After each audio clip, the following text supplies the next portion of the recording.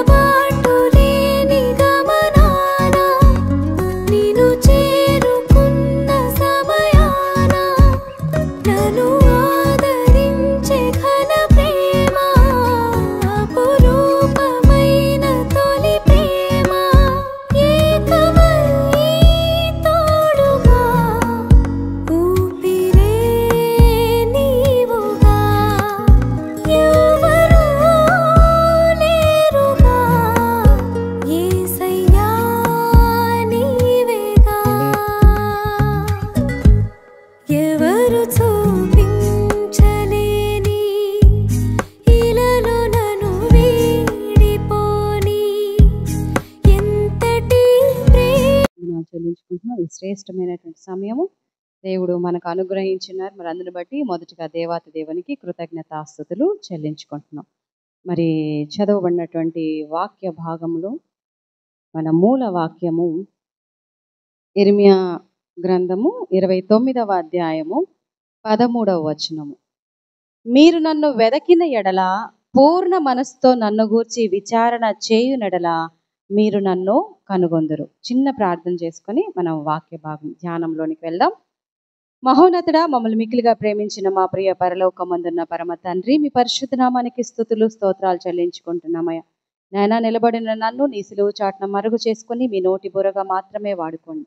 నాయన తండ్రి, మీరే మాతో సూటిగా స్పష్టముగా మాట్లాడండి. మీరు మాట్లాడబోచుండగా వినగలిగే చెవిని, గ్రహించే మనస్సును, మీ మాటలు అనుసరించి నడుచుకునే జీవితాలను నాకును మాకును అందరికీ దయచేయమని మీరే నా ప్రభువా నా తండ్రి నాయన వెతబడుచున్నటువంటి వాక్యాన్ని నాయన తండ్రి నీరు కట్టి బహుగా ఫలింపజేయమని యేసుక్రీస్తు పరిశుద్ధ నామములో ప్రార్థించి అడిగి వేడుకుంటున్నాం పరమ తండ్రి, ఆమేన్. ప్రియ సంగమా, మరి మనము చదువుకున్నటువంటి ఈ వచన భాగము, మీరు నన్ను వెదకిన ఎడల. ఎలా వెతకాలి ప్రభువునంట?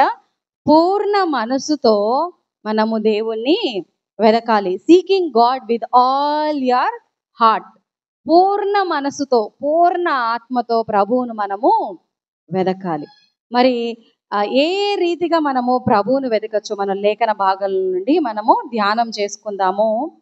మరి ద్వితీయోపదేశ కాండము 4వ అధ్యాయము 29వ వచనము. 4వ అధ్యాయం 29వ వచనం. మనం ఇప్పుడు చదివినటువంటి లేఖన భాగానికి ముందుగా పలికినటువంటి వాక్యం అన్నమాట ఇది. 24వ వచనం, 29వ వచనం.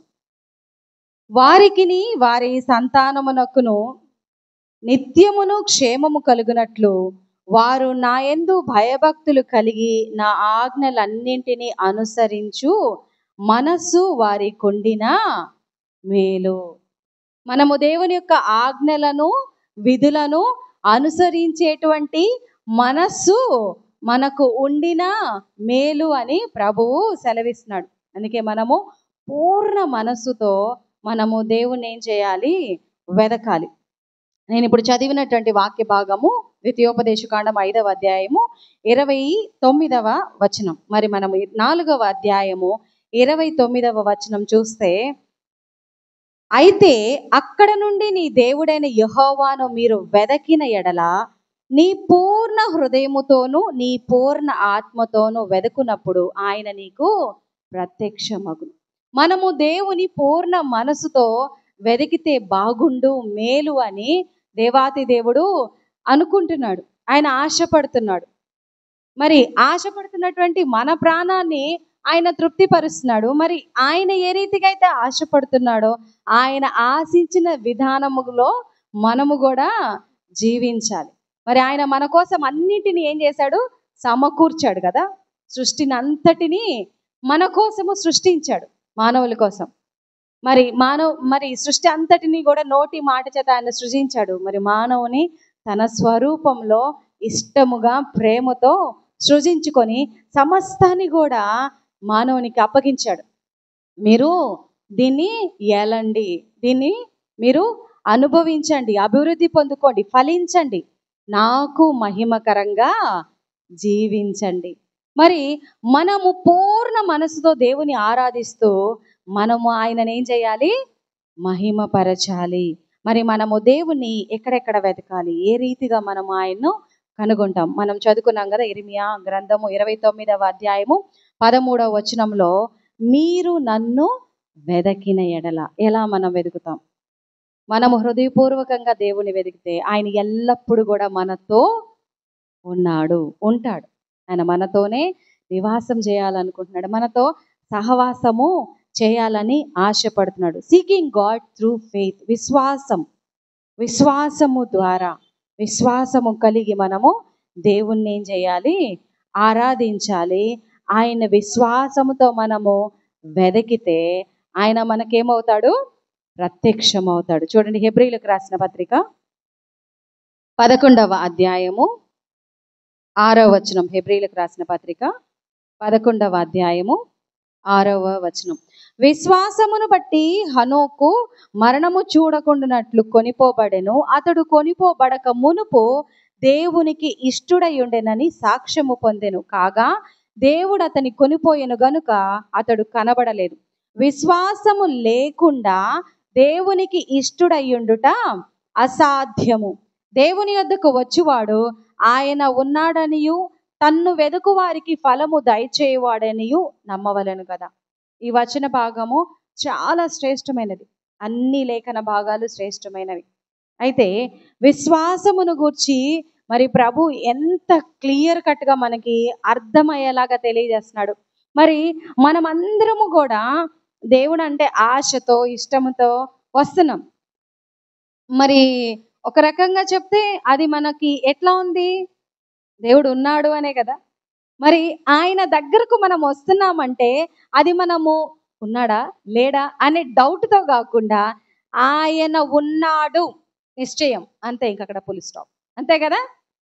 దేవుడు ఉన్నాడు, అందుకనే ఆయన మనం ఏం చేయాలి? విశ్వసించాలి. విశ్వాసం అనేది ఏమిటి అని ఇక్కడే ఉంది చూడండి, 11వ అధ్యాయము హెబ్రీయులకు రాసిన పత్రిక 1వ వచనంలో ఉంది. విశ్వాసం అనున్నది నిరీక్షింపబడు వాటి యొక్క నిజ స్వరూపమును, అదృశ్యమైనవి ఉన్నవనుటకు రుజువునై ఉన్నది. అదృశ్యమైనవి ఉన్నవి అంటే ఇప్పుడు అది మనకు కనబడడం లేదు కదా, కనబడట్లేదు, కానీ అది ఉంది. పరలోక రాజ్యము ఉంది. దేవుడు మన కోసము వచ్చి మన నిమిత్తము పాప పరిహారార్థ బలిగా తన్ను తాను రిక్తునిగా చేసుకొని సిలువకు అప్పగించుకొని మృత్యుంజయుడై పునరుద్ధానము పొందుకున్నాడు. మన కోసము స్థలము సిద్ధపరచ వెళ్ళి ఉన్నాడు. నా కోసము తిరిగి రానయ్యున్నాడు. ఇది విశ్వాసం. ఆయన రాబోతున్నాడు. మనం అందుకు ఎలా ఉండాలి? సిద్ధపడి ఉండాలి. సమయము పోనీయక సంఘం ఏమవ్వాలి? సిద్ధపడాలి. మరి మనం ఇంకనూ మరి సిద్ధపడకుండా వినేవారిగా మాత్రమే ఉంటే, మనం అప్లై చేసుకోకపోతే మన జీవితాల్లో మరి ఏమైపోతుంది? రాకడ వస్తుంది, అందరూ వెళ్ళిపోతారు, మనం ఎక్కడుంటాం? పాతాళంలో ఉంటాం. మరి మనలను పాతాళంలో పడేయడానికి కాదు కదా దేవుడు మరి అంత శ్రమ పొందింది, మనందరినీ కూడా. అందుకే అంటాడు కదా, అంతటా అందరూ మారు మనసు పొందాలి. అందరూ మారు మనసు పొందాలి. మరి వచ్చింది కేవలము 2-3 కోసమా? ఒక గుంపు కోసమేనా? కాదండి. ప్రజలందరి పాపము నుండి వారిని విడిపించడానికి, రక్షించడానికి ఆయన ఈ లోకంలో మరి నరావతారిగా, నరుడుగా. మరి ఆయన ఏంటి? He is a complete God and he is a complete man. ఆయన పరిపూర్ణమైనటువంటి దేవుడు, పరిపూర్ణమైనటువంటి మానవుడిగా ఈ లోకానికి వచ్చాడు. మరి సీకింగ్ గాడ్ త్రూ ఫెయిత్, మన విశ్వాసం అనేది ఒక ఇన్స్ట్రుమెంట్గా మనము ఒక ఇన్స్ట్రుమెంట్ లాగా ఉపయోగించాలి. ఇప్పుడు ఎలాగండి, ఇది ఒక ఇన్స్ట్రుమెంట్ కదా, మైక్, తర్వాత అది కాంగో కానివ్వండి, ఈ మొబైల్ స్టాండ్, ఇదంతా కూడా ఇన్స్ట్రుమెంట్. మనము కూడా మన విశ్వాసము కూడా అలా ఒక ఇన్స్ట్రుమెంట్ లాగా ఉపయోగపట్టుకోవాలి. దేవుణ్ణి మనము ప్రతి విషయంలో, కష్టం వచ్చినప్పుడు, బాగా బాధ కలిగినప్పుడు, మన హృదయంలో వేదన ఉన్నప్పుడు, అప్పుడు మనకి ఎవరు గుర్తుకొస్తారు? దేవుడు గుర్తుకొస్తాడు. దేవా, అబ్బా యేసయ్య ఉంటే, అబ్బా నా పక్షాన ఉంటే, అయ్యో నా ప్రార్థన వింటుంటే నాకెంత మేలు. అదే మనం పూర్ణంగా సంతోషంగా ఉన్నాం, బాగా మనం ఆనందంగా ఉన్నాం. అప్పుడు మనము దేవుని దగ్గరికి వెళ్ళి, అయ్యా ఇంత సంతోషం ఇచ్చావు, నీకు వందనాలు అంటామా? కాదు. ముందు మన వారిని, మన ప్రియుల్ని పిలుచుకొని హ్యాపీగా వాళ్ళతో సమయం గడుపుతాం. హ్యాపీగా బర్త్డే అయితే కేక్ కట్ చేసుకుంటాం, ఫుడ్ అరేంజ్ చేసుకుంటాం, తింటాం, ఫ్రెండ్స్తో బయటికి వెళ్తాం, వాళ్ళతో తిరుగుతాం. కష్టం వచ్చినప్పుడు మాత్రం దేవుని దగ్గరికి వస్తాం. అందుకే with all your heart seeking God with all your heart, పూర్ణ హృదయంతో పూర్ణ మనస్సుతో మనము దేవుని ఏం చేయాలి? వెదకాలి. మనం వెతికినప్పుడు ఆయన దొరుకుతాడా? దొరకడా? మీరు నన్ను వెదకుడి, క్రీస్తు దొరుకు కాలం ముందు మీరు వెతికితే నేను మీకు దొరుకుతా. ఆయన దొరికే కాలంలో మనము వెదకకుండా మనం ఏం చేస్తున్నాము? మన పనుల్లో బిజీ అవుతున్నాం. ఆయన దొరకని కాలంలో, ఆయన మనలను దాటిపోయిన తర్వాత మనం ఏమనుకుంటున్నాం? అయ్యో దేవుడు దాటిపోయాడే, అయ్యో నేను ఆశీర్వాదాలు కోల్పోయానే, అయ్యో నేను సమయాన్ని కోల్పోయానే అని నెత్తి నోరు బాదుకుంటున్నాం. సమయం ఉన్నప్పుడే. మరి దీపం ఉన్నప్పుడు ఏం చేస్తారండి? ఆ దీపాన్ని ఎక్కడ పెడతారు? అందరికీ వెలుగిచ్చేలాగా ఆ దీపాన్ని ఒక మంచి ప్లేస్లో పెడతారు. అప్పుడే వెలుగు అంతా రూమ్ మొత్తం నిండిపోతుంది. మరి ఆ దీపం తీసుకెళ్ళి మంచం కింద పెడితే వెలుగు వస్తుందా? రాదు. దాన్ని ఏదైనా నేను మూతేసి కప్పెడితే వెలుగు వస్తుందా? ఆరిపోతుంది. ఊపిరి పోయిన తర్వాత ఏమైనా చేయగలుగుతామా? ఈ ఊపిరి ఇచ్చింది ఎవరు? ఆయన. ఆ ఊపిరి మనలో ఉన్నంత వరకు మనము ఆయన్ని ఈ ఊపిరితో ఏం చేయాలి? మహింపరచాలి. మనకిచ్చిన సమయంతో మహింపరచాలి, మనకిచ్చిన బలముతో, ధనముతో, శక్తితో మనం ఆయన్ని మహింపరచాలి. మనకిచ్చినటువంటి బాధ్యతలతో ఆయన మనము మహింపరచాలి. మనకిచ్చిన ఊపిరితో ఆయన మనము మహిమపరచాలి. అలా మనము దేవుని గ్లోరిఫై చేస్తున్నామా? మనం ఒకసారి ప్రశ్న వేసుకుందాం. చూడండి, మనం అందరినీ ఏం చేస్తాము? ఏదైనా పని చేస్తే పొగుడుతాం కదా, పొగుడుతాం, చెప్తాం. ఏదన్నా 99 మంచి పనులు చేసి ఒక్క పని చేయలేదనుకోండి, అబ్బా ఎన్ని తిట్లు తిట్టుకుంటామో, ఇంకా వాళ్ళు మనకి ఏమీ చేయలేదు అనుకుంటాం, ఇంకా ఎందుకు పనికిరారు అనుకుంటాం. మనకు అసలు సహాయానికి మనము మనుషుల పట్ల ఎలా అయితే చేస్తున్నామో, దేవుడు మరి మనకు అన్ని అవసరతలు ఆయన మనకు అనుగ్రహించి అన్నీ చేసేసినా మనకి ఏదైనా కొరతగా ఉంటే ఆ కొరతను పట్టుకొని ఆయన మనం ఏం చేస్తున్నాము? నిందిస్తున్నాము, అవమానపరుస్తున్నాము, ఆయన్ను మహింపరచడం లేదు. సో మనము త్రూ ఫెయిత్ దేవుని మనము విశ్వాసం ద్వారా మనల్ని ఆయన వెదకాలి, మనం వెదకాలి. అలాగే రెండవ చూస్తే seeking God through his word, వాక్యం. మరి ఆది యందు చూడండి ఆ మాట, యోహాను సువార్త, ఆది యందు వాక్యం ఉండెను, వాక్యము దేవుని యొద్ద ఉండెను, వాక్యము దేవుడై ఉండెను, ఆయన ఆది యందు చూడండి కలిగి ఉన్నది ఏదియో ఆయన లేకుండా కలగలేదంట. సమస్తము ఆయన మూలంగానే కలిగింది. ఆయనలో ఏముంది? జీవం ఉండెను, ఆ జీవము మనుషులకు వెలుగై ఉండెను. ఆ జీవం మనుషులకు వెలుగైంది. మరి దేవుడు వెలుగై ఉన్నాడు కాబట్టి మనము ఆ వెలుగుని ఏం చేసుకోవాలి? మనం ఆ వెలుగులో నడవాలి. మనమున్న చీకటిలో నుండి మనము వెలుగై ఉన్న దేవుని యొక్క మార్గంలో నడవడానికి ప్రయత్నం చేయాలి. ఎందుకంటే ఆయన సమస్తము అయి ఉన్నాడు. ఆయన లేకుండా ఏది కూడా కలగలేదు. కాబట్టి seeking God through his word, వాక్యము ద్వారా, వాక్యముతో ఆయన మాట్లాడుతున్నాడు. చూడండి, his word lights our path and reveals his will. మరి వాక్యం ఏం చేస్తుంది అంటే ఆయన యొక్క చిత్తం ఏంటో మనకు తెలియజేస్తుంది అని ఆ మాట మనము చూస్తే కీర్తనలు 119, కీర్తనలు 119 105వ చరణం. కీర్తనలు సంకీర్తన 119వ సంకీర్తన 105వ చరణం. నీ వాక్యము నా పాదములకు దీపమును, నా త్రోవకు వెలుగునై ఉన్నది. ఆయన ఎలా ఉన్నాడంట? ఆయన వాక్యం ఎలా ఉంది? మన పాదాలకు దీపంగా ఉంది. మనము గాఢాంధకారపు లోయలో సంచరించిన ఏ అపాయమునకు భయపడం. మనము చీకటి అయి ఉన్నటువంటి ఈ లోకంలో ఉన్నాం. అందుకే ఆయన అన్నాడు, మిమ్మల్ని లోకములో నుండి ప్రత్యేకించుకున్నాను, మిమ్మల్ని నేను ఏర్పరచుకున్నాను. ఆయన మనలను తన స్వకీయ జనాంగముగా ఏర్పాటు చేసుకొని ఉన్నాడు. చీకటి అయిన మన బ్రతుకుల్లో ఆయన వెలుగుగా ఉన్నాడు. మరి ఆ వెలుగు ప్రకాశించేటప్పుడు ఆ వెలుగులోనే మనము నడవాలి. మరి మూడవది చూస్తే సీకింగ్ గాడ్ త్రూ ప్రేయర్, ప్రార్థన ద్వారా. ప్రార్థన మనము ప్రార్థించేటప్పుడు చూడండి, మన హృదయాలను ఏం చేస్తాం? క్రొమ్మరిస్తాం. అలవాటుగా ఏదో బై హార్ట్ చేసి మొక్కుబడిగా ఒక ప్రార్థన కాకుండా మనము ప్రార్థించే విధానంలో మార్పు రావాలి. మనము ఏ రీతిగా మనము చూడండి, మన ఫ్రెండ్స్తో, మన కలీగ్స్తో, మన రిలేటివ్స్తో, మన ఫ్యామిలీతో ఎట్లా అయితే మనము థింగ్స్ షేర్ చేసుకుంటామో అట్లా మనము దేవునితో ఏం చేయాలంటే మాటలు మన దైనందిన జీవితంలో. మరి ఉదయకాలం మనం లేచిన వెంటనే, అయ్యా ఈ దినాన్ని నీవు నాకు అనుగ్రహించావు, నాకు ఊపిరిచ్చావు, నాకు జీవం ఇచ్చావు, నీకు వందనాలు. మరి నేను చేయబోయే ప్రతి కార్యక్రమాన్ని నీ చేతులకే అప్పగించుకుంటున్నాను. మరి ఈ దినమంతటిలో నాకు శక్తి దయచే. ఇదిగో నిన్నటి దినముందు ఇలాగ జరిగింది, రాత్రి ఇలాగ నిద్రపోయాను. ఇలా మనము పంచుకోవడం అంటే కష్టంలో ఇరుకులోనే కాకుండా బిల్డింగ్ అ రిలేషన్షిప్. డైలీ లైఫ్లో మనము మన జీవితాలను ఏం చేసుకుంటున్నాం? ఒక రిలేషన్షిప్ని మనం బిల్డ్ చేసుకోవాలి దేవునితో. ఆయన ఆ సహవాసాన్ని కోరుకుంటున్నాడు. చూడండి, ఆదామును సృష్టించిన తర్వాత ఆదాము దగ్గరకు ఆయన ఏం చేయడానికి వస్తున్నాడంట?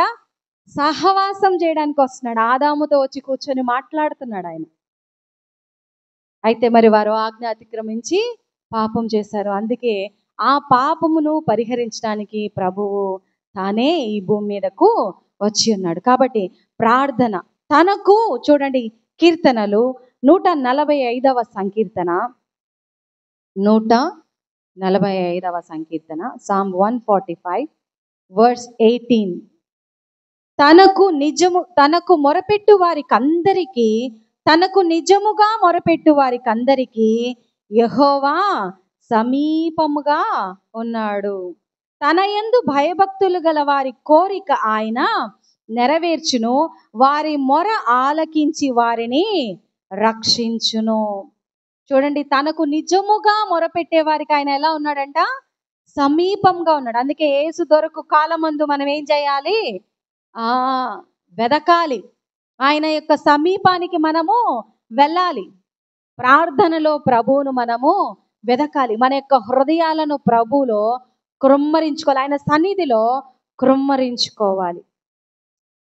He is near when we call upon him with sincerity. సిన్సియర్గా చూడండి, అంటారు కదా, సిన్సియర్గా వర్క్ చేసిన ఎలా ఉంటారు వాళ్ళు? బాగా కొనియాడబడతా ఉంటారు. సిన్సియారిటీ ఉండాలి.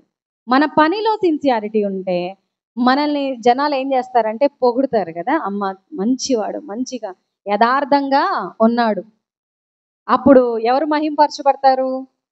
దేవాతి దేవుడు. మరి మన క్రియల ద్వారా, మన పనుల ద్వారా, మన మాటల ద్వారా, మన స్వభావం ద్వారా మనము దేవుణ్ణి మహిమపరచాలి. మనము ఇతరులకు మాదిరికరంగా ఉండాలి. అప్పుడు దేవుని నామము ఇంకా ఘనపరచబడుతుంది. అయితే ప్రియ సంగమ, మనం ఏం చేస్తున్నామంటే దేవుని నామానికి అగౌరవం తెస్తున్నాం. మిమ్మల్ని బట్టే కదా నా నామము దూషింపబడుతుంది. మనము దేవుణ్ణి దూషిస్తూ ఆయన నామము దూషింపబడేలా చేస్తున్నాం. మనకేదైనా కార్యము జరగకపోయినా, మన జీవితాల్లో ఆనందము మనము కొన్ని విషయాల్లో మనము కోల్పోయినప్పుడు మన స్వబుద్ధిని ఆధారం చేసుకొనే మనము ఏం చేస్తామంటే మన జీవితాన్ని ఇలా చిన్నాభిన్నం చేసుకుంటాం. అయితే ప్రభువు మరి నిరంతరం ఆయన చేతులు చాపి మన జీవితాన్ని బాగు చేయాలనే చూస్తున్నాడు. మనము అది గ్రహించకుండా ఉంటున్నాం. అయితే అలా గ్రహించకుండా ఉండడానికి అపవాది ట్రిక్కే అది. మన మనోనేత్రములకు ఏం చేస్తుంది? గుడ్డితనము కలుగజేస్తుంది. మరి ఇన్ని తెలిసిన మనము మరి సమయం ఆ రీతిగా మరి శోధిస్తున్నప్పుడు సాతాను మరి మనం నిలబడగలుగుతున్నామా? వాక్యం మనం గట్టిగా పట్టుకొని వాక్యాన్ని మనం గట్టిగా వెదికితే మరి ఆయన ప్రత్యక్షమవుతాడు. మరి అలాగే 4వ చూస్తే సీకింగ్ గాడ్ త్రూ వర్షిప్, దేవుని ఆరాధించడం ద్వారా చూడండి. పాట కొన్ని కొన్ని సందర్భాల్లో మనం ఏం చేస్తామంటే స్వరం బాగుంటే బాగుండు, వాస్తవానికి చెప్తే ఆ స్వరం, ఆ పాట లిరిక్స్కి అనుగుణంగా, తర్వాత మ్యూజిక్కి అనుగుణంగా మనం పాడితే వినసొంపుగా ఉంటుంది నిజంగా. అయితే మన హృదయాంత రంగంలో నుండి ఎప్పుడైతే పాటను మనము ఆలపిస్తామో అది ఒక ధూపంలాగా ఎక్కడికి వెళ్తుంది? దేవుని. ఆయన ఏం వింటాడు? నీ స్వరం చక్కగా మధురంగా ఉందా, నువ్వు అందంగా సౌందర్యంగా ఉండి పాడుతున్నావు, నువ్వు మంచి బట్టలు వేసుకొని పాడుతున్నావా, నువ్వు టిప్ టాప్గా ఉన్నావా లేదా, ఇది చూడట్లేదండి. ఎందుకంటే ఇవన్నీ చూసేది ఎవరు? మనుషులు పై రూపాన్ని చూస్తారు, కానీ దేవుడు ఎలా చూస్తాడంట? అంతరంగంలో నువ్వు ఆయన ఏ రీతిగా ఆరాధిస్తున్నావు. With all your heart, with all your mind, with all your soul, నీ పూర్ణ హృదయంతో పూర్ణ ఆత్మతో నువ్వు ఆయన్ను ఆరాధిస్తున్నావా లేదా?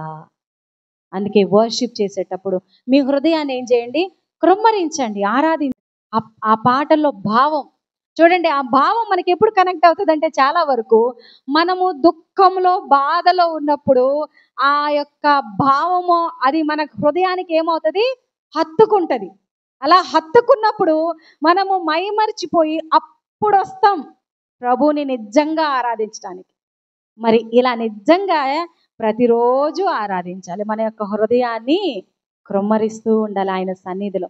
అలాగే మనము చూడండి, కీర్తనలు 95వ సంకీర్తన, కీర్తనలు 95వ సంకీర్తన 7వ చరణం, 95వ సంకీర్తన 7వ చరణం.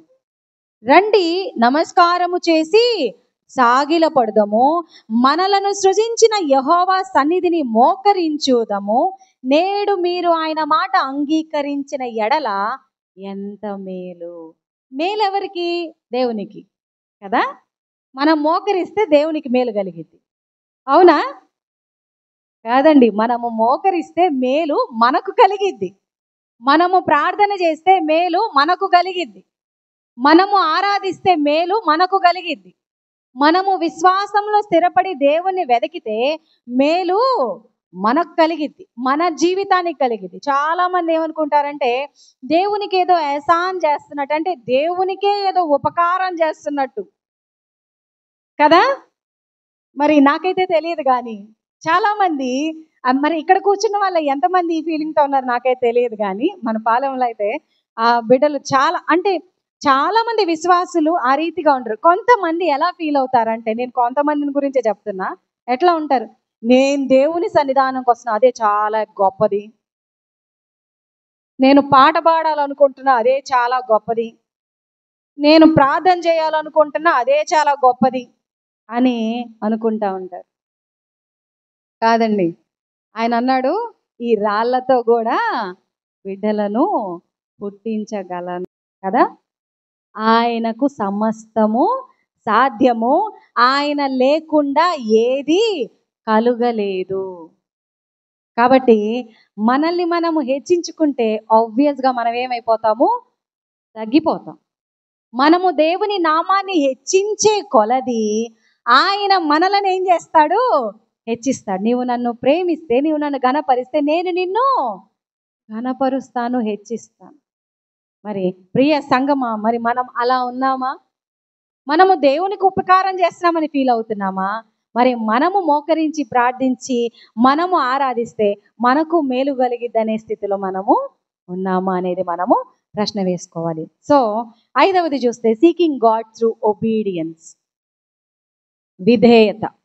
మరి సమూయేలుకు రాసిన 2వ గ్రంథము 15వ అధ్యాయము, సమూయేలుకు రాసిన 2వ గ్రంథము 15వ అధ్యాయము 2వ భాగంలో నుండి నేను ఈ మాట చదువుతున్నాను.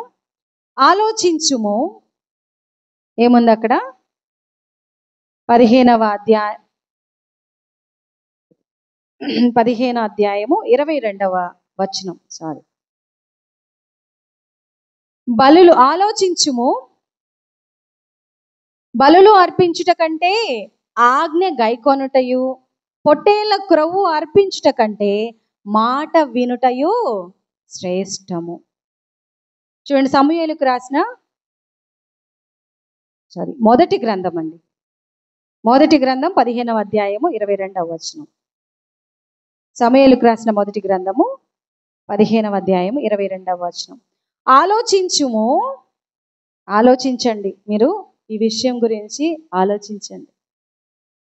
చాలా సందర్భాల్లో మనం అనుకుంటాం, దేవుడు నేను ఎక్కువ కానుకిస్తే దేవుడు నన్ను దీవిస్తాడు కదా. మరి మనము 1,00,00,000 రూపాయలు అనుకుందాం, తీసుకొచ్చి దేవుని సన్నిధిలో వేసేసి, దేవుడు నా పాపాలన్నీ క్షమించాడు, ఇంకా నేను పవిత్రురాలిని అయ్యాను అని అనుకోవడానికి ఉందా? నువ్వు 1,00,00,000 ఇస్తే నీ పాపం పోతుందా? ఎప్పుడు పోతుంది?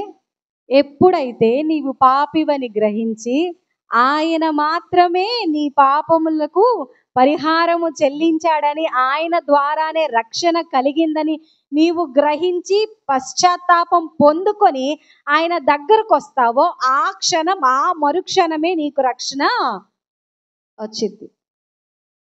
అందుకే ఆయన అంటున్నాడు, బలులు అర్పించుట కంటే, పొట్టేళ్ల క్రొవ్వు అర్పించుట కంటే ఆయన మాట వినడము శ్రేష్టము. మరి మనకు తెలుసు అబ్రహాం ఏం చేశాడు? దేవుని యొక్క మాట విని విధేయత చూపించాడు. కాబట్టి ఆయన విశ్వాసులకు ఇప్పుడు ఎలా ఉన్నాడు? తండ్రిగా కొనియాడబడుచున్నాడు కదా. మనం మాట వినాలి, త్రూ ఒబీడియంట్గా మనం ఉండాలి. తర్వాత 6వ చూస్తే సీకింగ్ గాడ్ త్రూ సైలెన్స్, నిశ్శబ్దంగా, సైలెంట్గా. కొన్ని సందర్భాల్లో నిజంగా మనము ఉచ్చరింప సఖ్యము కాని మాటలు, ఆ వేదన ఉన్నప్పుడు మన ఆత్మ మూలుగుతా మనకు సహాయం చేస్తుంటే, దేవుడు మనకిచ్చినటువంటి ఆత్మ.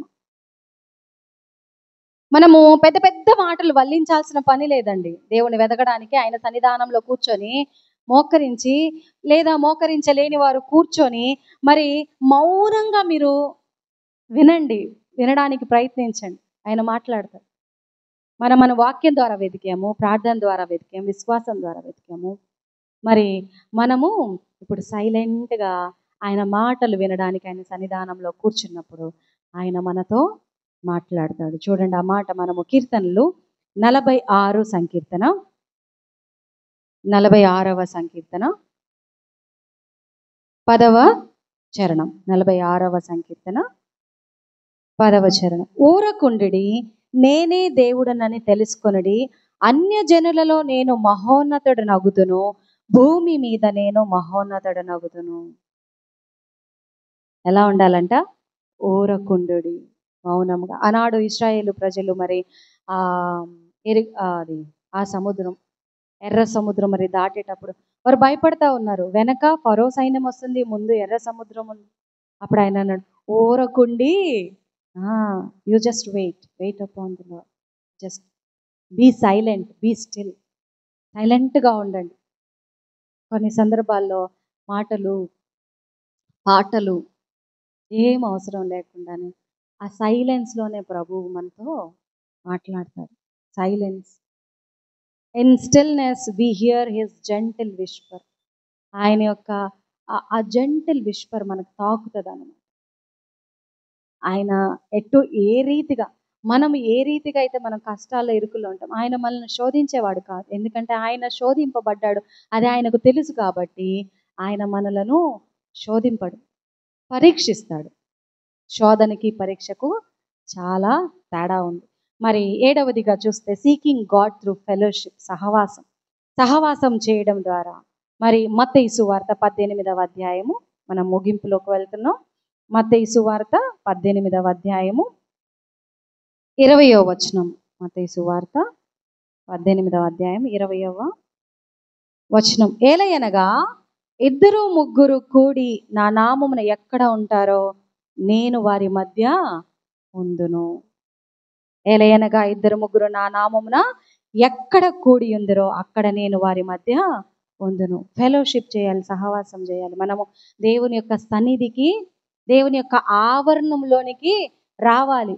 మనమందరము కూడి ఆయనను కొనియాడాలి. అలాగే మనము ఆయనతో పర్సనల్గా సహవాసము చేయాలి.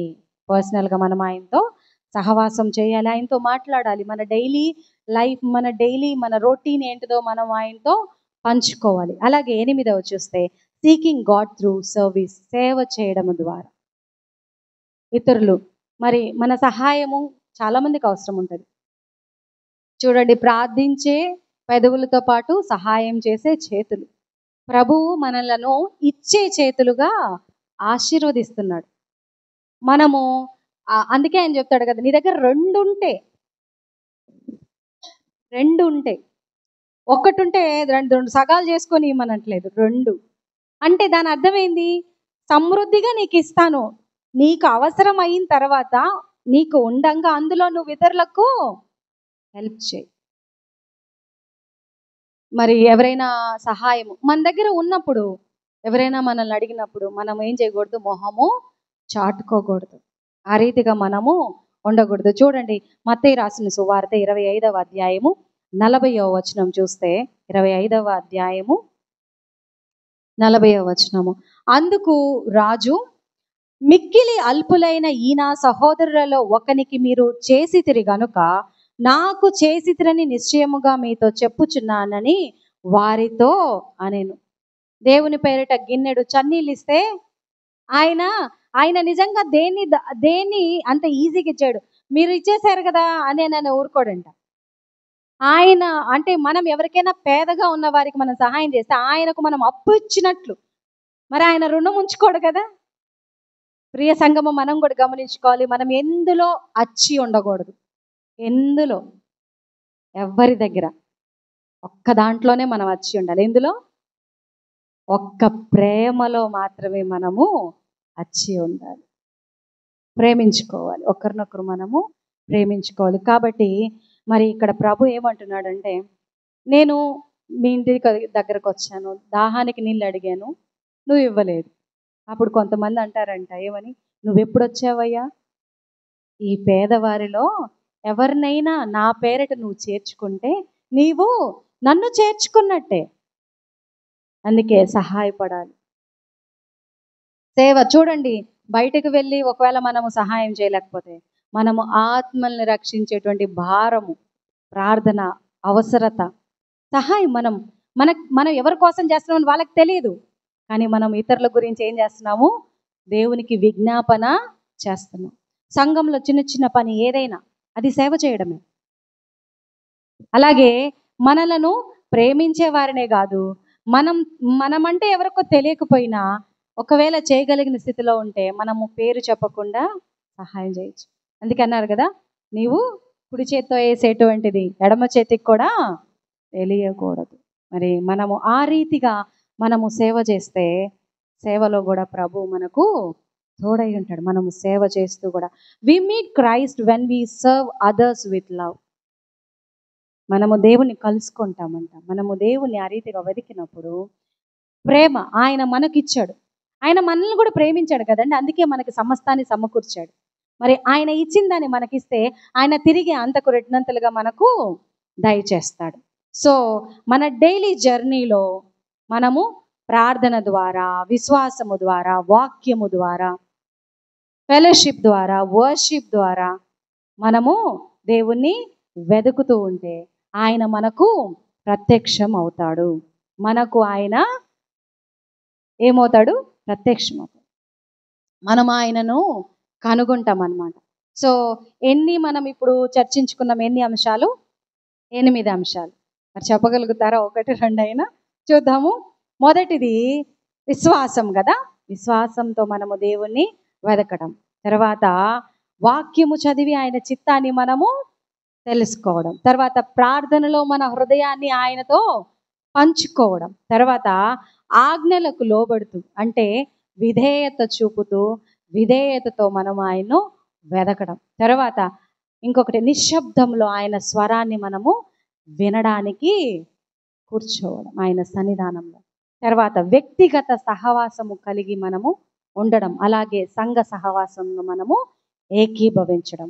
తర్వాత ఇతరులకు సహాయము చేస్తూ దేవునికి మనలను అర్పించుకోవడం, ఆయన యొక్క ప్రేమను ఇతరులకు మనము తెలియజేయడం. సో ఈ రీతిగా మనము బైబిల్ చదువుతూ అంటే వాక్యాన్ని ధ్యానిస్తూ ప్రార్థిస్తూ మరి మన దైనందిన జీవితాల్లో దేవుని మహిమ పరుస్తూ ఆయనకు మహిమకరంగా మనం జీవిస్తే ఆయన మనలను ఆశీర్వదిస్తాడు, మనకు మేలు దయచేస్తాడు. కాబట్టి కష్టాల్లో నష్టాల్లోనే కాకుండా డైలీ లైఫ్లో డైలీ జర్నీలో మనము దేవుణ్ణి వెదకాలి. దేవునితో ఒక రిలేషన్షిప్ని మనము బిల్డ్ చేసుకోవాలి. ఆయనతో వ్యక్తిగత సహవాసము మనము కలిగి జీవించాలి. మరి సంఘము ఈ రీతిగా వ్యక్తిగత సహవాసము ప్రభువులో కలిగి జీవిస్తుందని నేను నమ్ముచున్నాను. మరి మనమందరం కూడా ఆ రీతిగా సహవాసంలో ఉంటే ఆశీర్వాదము మనకే వస్తుంది. దేవుడు మనలను అత్యధికముగా బహుగా ఆశీర్వదిస్తాడు. మనం ఇతరులకు ఆశీర్వాదకరంగా ఉండగలుగుతాం. మరి దేవుడి మాటలు దీవించి ఆశీర్వదించును గాక. మరి ఈ సమయం ఇచ్చినటువంటి ఈ శివయ్య వారికి, యవనస్తులకు, మరి చేరి వచ్చిన మీ అందరికి కూడా ప్రభు పేరిట శుభవందనాలు తెలియజేస్తున్నాను. ఆమేన్. చిన్న ప్రార్థన చేసుకుందాం. మహోన్నతుడా, మమ్మల్ని మిక్కిలిగా ప్రేమించిన మా ప్రియ పరలోకమందున పరమ తండ్రి, మీ పరిశుద్ధ నామమునకు స్తోత్రము నాయన. మీరు మాతో మాట్లాడిన విధానాన్ని బట్టి మీ కృతజ్ఞతాస్తుతులు చెల్లించుకుంటున్నామయ్యా. మరి విత్తబడినటువంటి వాక్యానికి నాయన నీరు కట్టి మీరే నూరంతలుగా ఫలింపు చేయండి. ప్రతి హృదయాన్ని తెరవండి. లూదియా హృదయాన్ని మీ వైపునకు తెరుచుకున్నట్టు తెరుచుకోండి నా ప్రభా. మరి నాయన తండ్రి, బిడ్డలు ఎంతో నాయన తండ్రి ఆశతో నాయన తండ్రి ఈ ఉదయకాల సమయంలో మీ మాటలు వినాలని నాయన ప్రభా, నా తండ్రి ఇదిగో నాయన తండ్రి వాటిని అనుసరించి నడవాలని ఆశపడి తీర్మానం తీసుకున్న ప్రతి బిడ్డను దర్శించండి. వారి అక్కర్లు అవసరతలన్నీ మీ మహిమ ఐశ్వర్యాలు తీర్చండి. మా యావత్ మానవాళికి నా ప్రభా నా తండ్రి, ఇదిగో నా ప్రభా నా తండ్రి, మారు మనసు, పాప పశ్చాత్తాపము, రక్షణ, మీ రాకడ నిమిత్తమైనటువంటి సిద్ధపాటును దయచేయండి. అయ్యా నా తండ్రి, ప్రతి ఒక్కొక్కరికి ఆయురారోగ్య శక్తి బలాలు దయచేయండి. మా అధికారులను దీవించండి.